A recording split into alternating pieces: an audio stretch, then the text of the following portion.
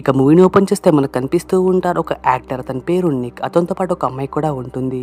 ఇక opening scene లోనే ఇద్దరు ఇంటిమేట్ కూడా అవుతూ ఉంటారు. కానీ అదే టైంలో ఐస్ పీక్ అనే ఒక వస్తువుతో ఆ అమ్మాయి నిక్ ని చాలా ఘోరంగా చంపేసి అక్కడి నుంచి పరిగెట్టుకుంటూ వెళ్తుంది. అండ్ నెక్స్ట్ టైం అనేది ఒక పెద్ద కేసు లాగా మారిపోతుంది. అండ్ ఈ పెద్ద కేస్ ని డిటెక్టివ్ మోరన్ అండ్ నిక్ లకి అప్పగిస్తారు. అయితే చనిపోయిన నిక్ యొక్క గర్ల్ ఫ్రెండ్ ఉండేది, తన పేరు క్యాథరిన్. తన ఒక తెలివైన అండ్ చాలా అందమైన అమ్మాయి కూడా. ఇంకా తనకు క్రైమ్ నావలిస్ట్ అండ్ తన సైకాలజీలో మాస్టర్ కూడా. ఇక అందుకే డిటెక్టివ్ మోరన్ అండ్ డిటెక్టివ్ నిక్ కలిసి ఆ అమ్మాయి దగ్గరికి వెళ్తారు, క్యాథరిన్ దగ్గరికి వెళ్తుంటారు. కానీ ఆ అమ్మాయి క్యాథరిన్ డైరెక్ట్ గా చెప్తూ ఉంటుంది, చనిపోయినవాడు నా లవర్ కాదు, అతనికి నాకు కేవలం ఫిజికల్ గా మాత్రం సంబంధం ఉండదని కూడా చెప్తూ ఉంటుంది వాళ్ళతో. ఇక ఆ అమ్మాయి యొక్క మాటలు విన్నాక వాళ్ళ దగ్గర ఎలాంటి ఎవిడెన్స్ కూడా లేదు. అండ్ వాళ్ళు ఏం చేయలేక వాళ్ళ ఇంటికి వెళ్ళిపోతారు. ఇక అతను ఇంటికి వెళ్ళాక మనకు నిక్ యొక్క బ్యాక్గ్రౌండ్ చూపెడుతూ ఉంటారు. నిక్ ఒక మంచి పోలీస్ ఆఫీసర్, కానీ తన గతంలో డ్రగ్స్ కి అలవాటు అయిపోయి ఉన్నాడు. ఇక తన లైఫ్ మొత్తం పాడైపోయే టైంలో అందరు కలిసి నిక్ కింద అమ్మాయిని అపాయింట్ చేశారు. తన పేరు ఎలిజబెత్. తను వచ్చినప్పటి నుంచి నిక్ ని మార్చేస్తూ ఉంది అండ్ నిక్ ని డ్రగ్స్ కి దూరంగా పెడుతూ వచ్చింది కూడా. ఇక అందుకే డైరెక్టర్ నిక్ అండ్ ఎలిజబెత్ చాలా మంచి లవర్స్ కూడా. ఇక నెక్స్ట్ మనకు కనిపిస్తూ ఉంటుంది, చాలా మంది ఆఫీసర్స్ ఈ కేసు పైన పనిచేస్తున్నారు. ఇక వాళ్ళకు ఇన్వెస్టిగేషన్ అర్థమవుతూ ఉంటుంది. క్యాథరిన్ ఆల్రెడీ ఒక నావెల్ రాసింది. ఆ నావెల్లో ఏముందంటే ఒక సింగర్ ని ఒక రకంగా చంపేస్తారు. ఏ రకంగా అయితే మనకు సేమ్ మూవీ స్టార్టింగ్ లో జాన్ ని చంపారు అదే రకంగా రాసి ఉంటుంది. ఈ నావెల్ చదివాక వాళ్ళకు క్యాథరిన్ పైన అనుమానం వస్తుంది, ఎందుకంటే జాన్ యొక్క లవర్ క్యాథరినే కాబట్టి. ఇక అందుకే next day Nick and Moran Catherine క్యాథరిన్ ని ఇన్వెస్టిగేషన్ కోసం పిలుస్తారు. అయితే ఈ సీన్ మూవీ హిస్టరీలోనే one of the most paused scene. అంటే ఏంటంటే ఈ సీన్ ని చాలా మంది చాలా సార్లు స్కిప్ చేశారన్నమాట. ఎందుకంటే ఇంటరాగేషన్ లో క్యాథరిన్ యొక్క ఆన్సర్స్ చాలా ఘోరంగా ఉంటాయి. ఎవరిని పట్టించుకోకుండా ఆన్సర్ చేస్తూ ఉంటుంది. తను ఆ మొత్తం ఇంటరాగేషన్ లో వీళ్ళకి చెప్తూ ఉంటుంది, కేవలం తను ఇతనితో చేసిన ఇంటిమేషన్ గురించే చెప్తూ ఉంటుంది వాళ్ళకి. ఇంకా కొన్నిసార్లు ఎక్స్పోజ్ కూడా చేస్తూ ఉంటుంది. దీనివల్ల కొందరు ఆఫీసర్స్ చాలా ఘోరంగా ఫీల్ అవుతూ ఉంటారు. ఐ మీన్ క్యాథరిన్ చూస్తూ ఉంటే అన్కంఫర్టబుల్ గా ఫీల్ అవుతూ ఉంటారు కొంతమంది పోలీస్ ఆఫీసర్స్. రియల్ గా చెప్పాలంటే ఇంటరాగేషన్ వల్లే మూవీ చాలా హిట్ అయింది కూడా. తను చెప్పే ఆన్సర్స్ వల్లే మూవీ చాలా హిట్ అయింది. అయితే ఇంటరాగేషన్ టైంలో నిక్ కనిపిస్తూ ఉంటుంది క్యాథరిన్ ముందే తనకు తెలిసినట్లుగా. ఇంకా తనకి క్యాథరిన్ కి దగ్గర సంబంధం ఉన్నట్టుగా కూడా అనిపిస్తూ ఉంటుంది తనకి. ఇక ఇంటరాగేషన్ టైంలో వీళ్ళకు క్యాథరిన్ కి అగెన్స్ట్ గా ఎలాంటి ప్రూఫ్ అండ్ ఎవిడెన్స్ లేదు. దానివల్ల వాళ్ళు క్యాథరిన్ ని వెళ్ళనిస్తారు ఇంటికి. ఇక వీళ్ళు పోలీసులు మళ్ళీ ఇన్వెస్టిగేట్ చేస్తూ ఉంటారు. ఇన్వెస్టిగేషన్ లో నిక్ అర్థమవుతూ ఉంటుంది, కాలేజ్ టైంలో క్యాథరిన్ కి ఒక ప్రొఫెసర్ ఉండేవాడు. తన పేరు డాక్టర్ నోవా. ఇతను ఒక సైకాలజీ ప్రొఫెసర్. అతన్ని కూడా కాలేజీలో చాలా ఘోరంగా ఎవరో చంపేశారు. అది కూడా ఐస్ పీక్ అనే వస్తువుతోనే చంపేశారు. అయితే ఆ టైంలో అతనికి క్యాథరిన్ కి చాలా దగ్గర సంబంధం ఉండేదంట కాలేజీలో. ఇక అందుకే నిక్ తన ఫోకస్ మొత్తం క్యాథరిన్ పైన పెట్టి ఉంచాడు ఇప్పుడు. ఇక వన్ డే నిక్ క్యాథరిన్ ని ఫాలో అవుతూ ఒక పెద్ద ఇంటికి వెళ్తాడు. ఆ ఇల్లు హేజిల్ అనే ఒక అమ్మాయిది. తను కూడా కొన్ని ఇయర్స్ బ్యాక్ తన ఫ్యామిలీని చంపేసింది చాలా ఘోరంగా. ఇక next day morning Nick direct గా క్యాథరిన్ ఇంటికే వెళ్ళిపోతాడు. ఇప్పుడు తనకు కనిపిస్తూ ఉంటుంది న్యూస్ పేపర్స్ అన్ని ఉన్నాయి. అందులో మొత్తం నిక్ న్యూసే ఉంది. అదంతా ఎప్పటిదో పాత న్యూస్. అందులో ఉంటూ ఉంటుంది నిక్ ఎలా కేసు సాల్వ్ చేస్తాడు, ఎలా అందరూ చంపేస్తాడని రాసి ఉంటుంది అందులో. ఇవన్నీ చూస్తూ ఉంటే క్యాథరిన్ చెప్తూ ఉంటుంది, నిక్ నేను ఒక నోవెల్ రాస్తున్నాను, అందులో ఒక మెయిన్ క్యారెక్టర్ వచ్చేసి డిటెక్టివ్, అందుకే నేను ఇన్స్పైర్ అయ్యి నీ న్యూస్ తీసుకొని రాసుకుంటున్నా అని చెప్తుంది. ఇంకా అంతేకాకుండా నిక్ యొక్క కొన్ని సీక్రెట్ ఫైల్స్ క్యాథరిన్ ఒక ఇంట్లో కనిపిస్తూ ఉంటాయి. అవన్నీ సీక్రెట్ ఫైల్స్. వాటిపైన యాక్సెస్ కేవలం ఎలిజబెత్ కి మాత్రమే ఉంది. దీనివల్ల నిక్ చాలా కోపం వస్తూ ఉంటుంది, తన యొక్క ప్రైవేట్ ఫైల్స్ తనకి ఎవరు ఇచ్చారనే విషయం పైన.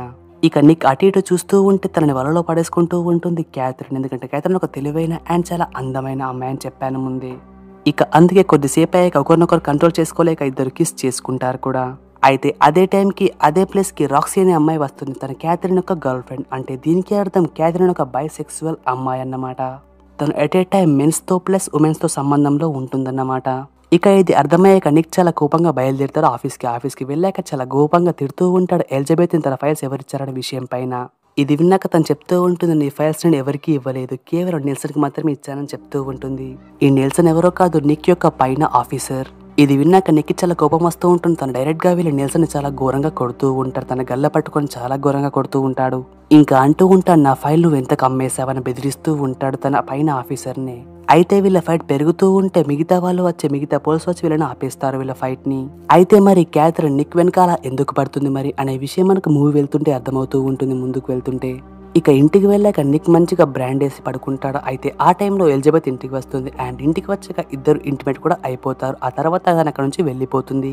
ఇక నిక్ మళ్ళీ పడుకుంటాడు. పడుకున్నాక కొద్దిసేపు అయ్యాక తనకు మళ్ళీ కాల్ వస్తుంది. ఆ కాల్లో చెప్తూ ఉంటారు నెల్సన్ ఎవరో చాలా ఘోరంగా చంపేశారు. అయితే అంతకుముందు నిక్ నెల్సన్ కి చాలా పెద్ద గొడవైంది కాబట్టి అందరూ నిక్ ని అంతా కూడా అనుకుంటున్నారు. ఇప్పుడు నిక్ కేసులో ప్రైమ్ సస్పెక్ట్ కూడా ఇక నెక్స్ట్ ఇంట్రాగేషన్ నిక్ చెప్తూ ఉంటాడు నెల్సన్ క్యాథరిన్ చంపిందని, కానీ తన మాటలు ఎవరు పట్టించుకోవట్లేదు. ఎందుకంటే నెల్సన్ క్యాథరిన్ కలవడం ఎవరికి తెలియదు కాబట్టి. ఇక ఆఫ్టర్ సమ్ టైమ్ ఎలిజబెత్ వచ్చి చెప్తూ ఉంటుంది నిక్ నైట్ ఇంట్లోనే ఉన్నాడు, నేను కలిసానని చెప్తూ ఉంటుంది. దీనివల్ల నిక్ ని వదిలేస్తారు. కానీ ఆ టైంకి నిక్ యొక్క మెంటల్ స్టేట్ అంత బాగోలేదు కాబట్టి తనకు కొన్ని రోజులు హాలిడేస్ ఇస్తారు. తనని ఆ క్యాథరిన్ కేసులోంచి బయటికి తీసుకువస్తారు. ఇక ఇంటరాగేషన్ మొత్తం అయిపోయాక నిక్ ఇంటికి వస్తాడు. ఇంటి దగ్గర క్యాథరిన్ తన కోసం వెయిట్ చేస్తూ ఉంది. అయితే నిక్ క్యాథరిన్ అంటే చాలా కోపంగా ఉంది, అయినా కూడా క్యాథరిన్ తనతో మాట్లాడుతూ ఉంటుంది. ఇంకా తనకు బుక్ ఇస్తుంది. ఆ బుక్ లో ఉంటుంది ఎలా ఒక పిల్లాడు తన ఫ్యామిలీ మొత్తాన్ని చంపేశాక ఆ ఫ్యామిలీ మర్డర్ ని ఎలా ఒక యాక్సిడెంట్ లాగా మలిచాడనే విషయం పైన, అండ్ ఎలా కేసులోంచి బయటపడ్డాడనే విషయం కూడా రాసి ఉంటుంది. ఇది చూసాక నిక్ అడుగుతూ ఉంటాడు క్యాథరిన్ నువ్వు ఈ నావల్ ఎప్పుడు రాసావని అడుగుతూ ఉంటాడు. అప్పుడు క్యాథరిన్ మా పేరెంట్స్ చనిపోయిన కొన్ని ఇయర్స్ తర్వాత రాశాను అని చెప్తుంది నిక్ తో. ఇక మాటలైపోయాక నిక్ తో అంటూ ఉంటుంది క్యాథరిన్ నేను నీకోసం క్లబ్ లో వెయిట్ చేస్తూ ఉంటాను ఈ రోజు నైట్ అని చెప్పాక నుంచి వెళ్ళిపోతుంది. అయితే ఇక్కడ ఫ్రెండ్స్ నిక్ అర్థమవుతూ ఉంటుంది క్యాథరిన్ తన ముంచేసే ప్లాన్ వేస్తుంది. అయినా కూడా తన మాటల యొక్క అట్రాక్టివ్ వల్ల తను ఆగలేకపోతున్నాడు. నిక్ ప్లేస్ లో ఎవరున్నా కూడా కళ్ళు మూసుకొని క్యాథరిన్ ని ఫాలో అవ్వకుంటూ వెళ్ళిపోతారు అలా. ఎందుకంటే క్యాథరిన్ అంత అట్రాక్టివ్ గా అండ్ అంత అందంగా మాట్లాడుతూ ఉంది కాబట్టి. ఇక మెల్లమెల్లగా నైట్ అవుతూ ఉంటుంది. నైట్ కాగానే నిక్ క్లబ్ కి వెళ్తాడు. క్లబ్ లో తనకి కనిపిస్తూ ఉంటారు రాక్సీ అండ్ క్యాథరిన్ ఉంది. తను వెంటనే వెళ్లి క్యాథరిన్ తో డాన్స్ కూడా వేస్తుంటాడు. డాన్స్ అయిపోయాక క్యాథరిన్ అండ్ నిక్ ఇంటిమేట్ కూడా అవుతూ ఉంటారు. ఇదంతా రాక్సీ చూస్తూ ఉంటుంది. తనకు అర్థమవుతూ ఉంటుంది నిక్ కి క్యాథరిన్ కి ఏదో నడుస్తూ ఉందని మధ్యలో. ఇక దీనివల్ల రాక్సీకి చాలా కోపం వస్తూ ఉంటుంది అండ్ తను జెల్సీగా కూడా ఫీల్ అవుతూ ఉంటుంది కూడా. ఎందుకంటే తనకి క్యాథరిన్ అంటే చాలా ఘోరంగా ఇష్టం ఉంటుంది కాబట్టి. ఇక అందుకే అదే రోజు నైట్ రాక్సీ నిక్ ని బెదిరిస్తూ అంటూ ఉంటుంది నువ్వు క్యాథరిన్ ని వదిలే లేకపోతే నీ ప్రాణాలు పోతాయని బెదిరిస్తూ ఉంటుంది. ఇక నెక్స్ట్ నిక్ మోరన్ తో చెప్తూ ఉంటాడు క్యాథరిన్ గురించి. అప్పుడు మోరన్ చెప్తూ ఉంటాడు క్యాథరిన్ చాలా తెలివిగల అమ్మాయి అండ్ చాలా డేంజరస్ అమ్మాయి కాబట్టి నువ్వు జాగ్రత్తగా ఉండాలని చెప్తూ ఉంటాడు మోరన్. ఇక ఇద్దరు మాట్లాడుకున్నాక ఇంటికి వెళ్తూ ఉంటాడు. నీకు ఇంటికి వెళ్తూ ఉంటే అదే టైం తన పైకి అటాక్ జరుగుతుంది కార్ నుంచి. తన వెంటనే తప్పించుకున్నాక తన కార్ వెంట పడుతూ ఉంటాడు తన కార్తో. కానీ వెంట పడుతూ ఉంటే అనుకోకుండా ఆ కార్ యాక్సిడెంట్ అయిపోతుంది. ఆ కార్ లో ఉన్న వాళ్ళు చనిపోతారు. తను వెళ్ళి చూస్తే అందులో ఉంది ఎవరో కాదు రాక్సీనే. ఇక ఇది చూశాక నిక్ వెంటనే క్యాథరిన్ ఇంటికి వెళ్ళిపోతాడు అని తనకు చెప్తూ ఉంటాడు రాక్సీ గురించి. ఇది విన్నాక క్యాథరిన్ చాలా ఘోరంగా ఎమోషనల్ అయిపోతుంది అని తను ఏడుస్తూ అంటూ ఉంటుంది నాకు రాక్సీ అంటే చాలా ఇష్టం అని చెప్తూ ఉంటుంది అండ్ ఏడుస్తూ ఉంటుంది. ఇక ఆ టైంలో వాళ్ళు మాట్లాడుకుంటూ మళ్ళీ ఇంటిమేట్ కూడా అయిపోతారు. ఇక మళ్ళీ ఇది అయిపోయాక వాళ్ళు మాట్లాడుకుంటూ ఉంటారు. అప్పుడు క్యాథరిన్ చెప్తూ ఉంటుంది నిక్తో ఒక అమ్మాయి గురించి, తన కాలేజీలో ఉన్న ఒక అమ్మాయి గురించి. తన పేరు లీసా. లీసాకి క్యాథరిన్ అంటే చాలా ఇష్టం అంట. ఎంత ఇష్టం అంటే తను వేరే వారితో మాట్లాడినా కూడా లీసా జెలస్ గా ఫీల్ అయ్యి వాళ్ళని చంపేస్తుందంట. కానీ ఆఫ్టర్ సమ్ డేస్ లీసా మాయమైపోయింది, తను మిస్సింగ్ అని చెప్తూ ఉంటుంది క్యాథరిన్. ఇదంతా వింటూ ఉంటే నీకు డౌట్ వస్తూ ఉంటుంది మేబీ లీసానే మెయిన్ క్రిమినల్ కి అయ్యే అవకాశం కూడా ఉంది కదా అనే విషయం పైన. అందుకే తను వెంటనే లీసా పైకి ఇన్వెస్టిగేషన్ కోసం బయలుదేరతాడు కూడా. ఇక ఇంకోవైపు మోరన్కి అర్థమవుతూ ఉంటుంది రాక్సీ అనే అమ్మాయి ఎవరో కాదు, తను చిన్నప్పుడు తన సొంత తమ్ముళ్ళనే చంపేస్తుందనే విషయం పైన. తను వెంటనే నిక్కి కాల్ చేసి చెప్తూ ఉంటాడు క్యాథరిన్ ఎవరితో అయితే ఫ్రెండ్షిప్ చేస్తుందో వాళ్ళందరూ చాలా పెద్ద క్రిమినల్స్ అయ్యే అవకాశం ఉంది. ఎందుకంటే రాక్సీ కూడా అలాంటిదే కాబట్టి.